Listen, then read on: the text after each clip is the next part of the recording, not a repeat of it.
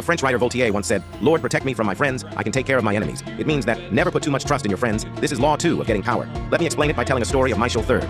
He claimed the throne of Byzantine Empire in the mid-9th century. Soon after, the only family he has are his mother was banished to nunnery, and his lover was murdered.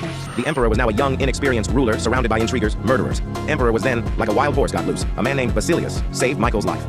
Basilius had nothing, so he gave him the finest teaching. A few years after that, when he needed a trustworthy counselor, so his thoughts turned into Basilius, who owe him everything. Basilius was called and trained to be the counselor. Soon after he became counselor, he asked Emperor to replace the head of the army to him. Since Mikhail trusted him blindly, the wish was granted. Now Basilius's power and wealth only grows. A few years later, when Emperor found himself in a precarious situation, he asked Basilius to pay him back the money he had borrowed over the years. To Mikhail's shock and astonishment, Basilius refused. The Emperor suddenly realized his mistake to trust his friend so blindly, so he can't do anything to Basilius because now Basilius has more wealth, power, and allies as the head of the army for several years. A few weeks later, after a night of heavy drinking, Mikhail awoke to find himself surrounded by soldiers. Basilius watched as they stabbed the emperor to death, and then Basilius proclaimed himself as the emperor. Moral of the story, never put too much trust in friends.